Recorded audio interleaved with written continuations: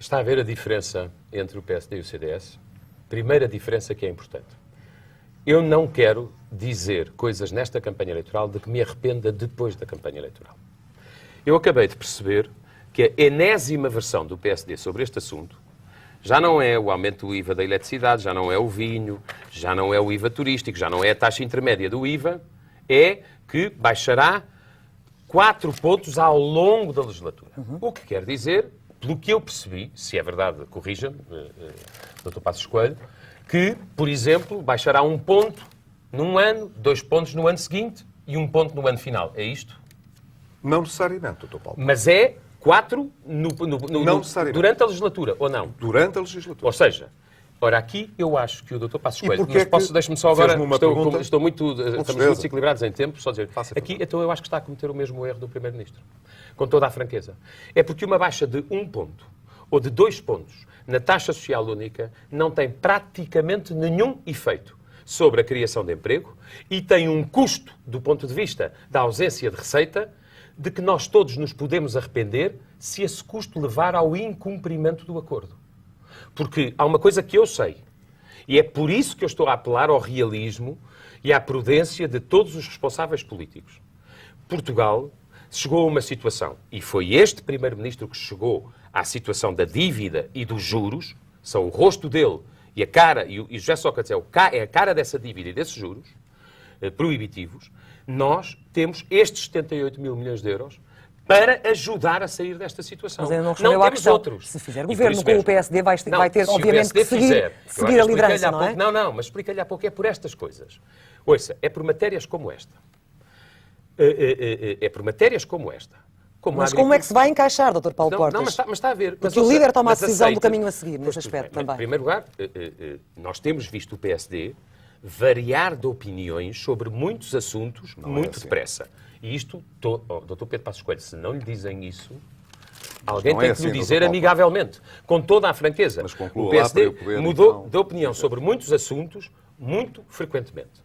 Bom, e portanto, eu expliquei há pedaço que é perfeitamente possível um governo de apoio maioritário, porque o voto está solto e está livre, porque é isso que o Presidente da República pede, é um governo de apoio maioritário, ter a liderança do CDS. E eu vou lutar por isso, como é evidente. E, portanto, nesta matéria, eu concordo teoricamente com a baixa da taxa social única, mas não sei se nós temos, neste momento, isso já ficou claro capacidade para fazer. E, sobretudo, acabei de perceber que a forma como o PSD quer fazer tem muitíssimo pouco impacto na economia. Dr. Paulo Portas, em primeiro lugar, a descida da taxa social única é considerada, no documento que foi elaborado e assinado pelo governo português, é tratada como sendo um objetivo crítico para a competitividade de Portugal. A calibrar e a definir. O Sr. Dr. Paulo Portas é um objetivo crítico.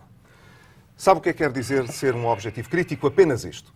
Que se nós, durante estes 3 anos de vigência do programa, não formos capazes de pôr a economia a crescer e não conseguiremos colocá-la a crescer sem reduzir os custos do trabalho e, portanto, sem baixar a TSU, isso hoje é claro, nós falharemos o programa. Portanto, é ao contrário do que o Sr. Dr. Paulo Portas diz. Nós só teremos um programa bem-sucedido se formos capazes e tivermos a coragem suficiente, para dizer ao povo português, nós precisamos mesmo de baixar a taxa social única e isso terá de ser compensado com receitas fiscais. Esta é a primeira coisa. Segunda coisa. O programa do PSD diz que essa redução deve ser até 4 pontos percentuais ao longo da legislatura. Não diz que é 1 ponto por ano, Dr. Paulo Portas. Agora, mas é 4 num ano? Agora, porquê é que tem de ser 4% ao longo da legislatura? Porque, como o Sr. Doutor disse ainda há pouco, e muito corretamente, nós, este ano de 2012, que é o ano em que vamos fazer uma parte do ajustamento mais relevante, teremos menos folga do lado do IVA para poder suportar a descida da taxa social única. Portanto, é natural que essa descida seja mais suave em 2012 do que em 2013.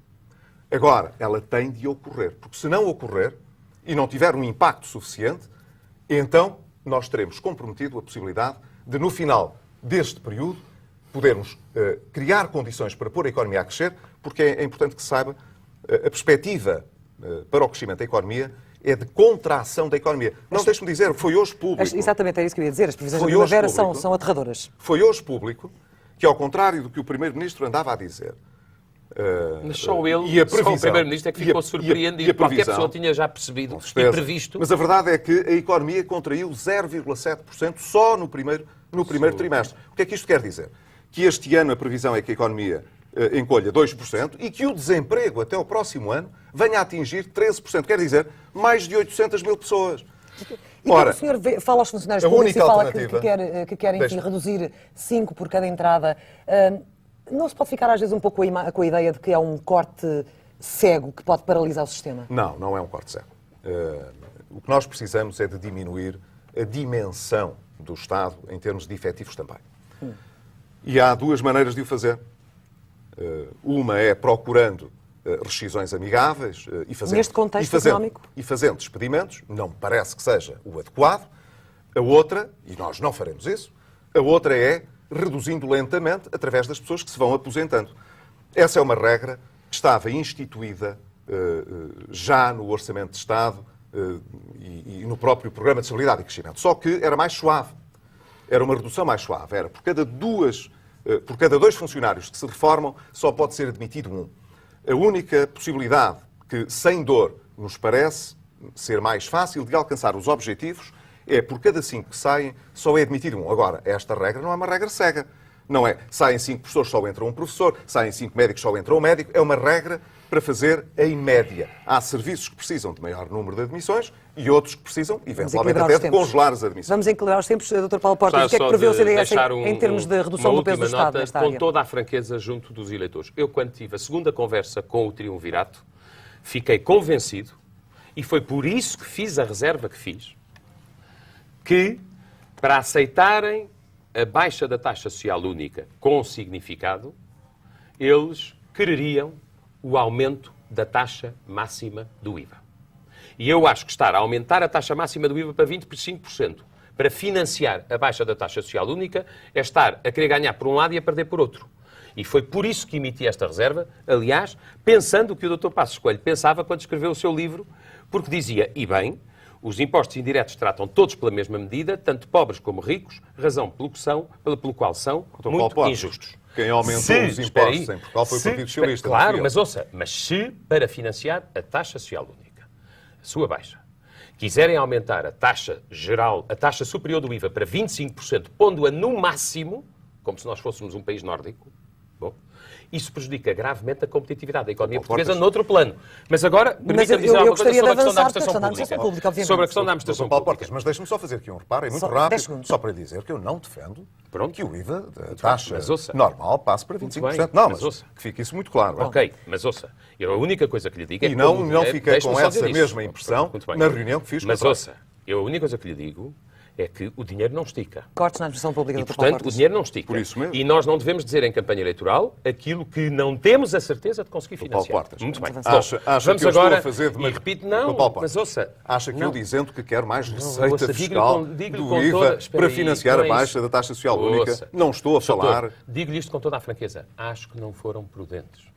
E, aliás, não foram prudentes. Não, era mais prudente fazer como o senhor está a fazer e como o Primeiro-Ministro está a fazer, que é não dizer nada. Não, pelo contrário, eu estou a ser completamente franco com as pessoas. E sabe uma coisa, Dr. Pedro Passos Coelho, o senhor já teve que uma vez se desdizer da promessa de que não aumentava impostos. É verdade, e pedi desculpa. E, portanto, pediu, sim, senhora. É e depois ameaçou que não aprovava um orçamento a seguir e voltou, já sem pedir desculpa, a aprovar um orçamento que era penalizador. E a única coisa que eu lhe estou a solicitar é que na campanha eleitoral, era mais se não puder deixar o país sem orçamento? Aí, não ouça, eu acho é que o senhor acabou por deixar o país com o engenheiro Sócrates a prejudicar Portugal. Foi o que o senhor acabou por fazer.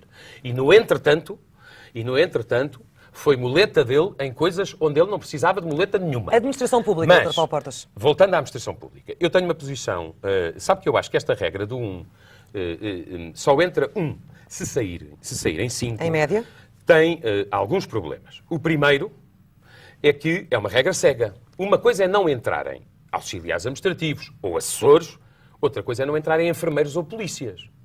Eu não posso deixar entrar em ruptura os serviços de saúde e não posso deixar zonas como a de Setúbal, ou de Lisboa, ou do Porto, sem policiamento. É uma questão evidente. Bom, eu prefiro um programa, e aqui até há uma certa proximidade, mas acho que foi o PSD que se converteu à nossa ideia, ainda bem, já estava no nosso programa em 2009, que é um programa amplo, plurianual, de rescisões por mútuo acordo. O que é que isto quer dizer?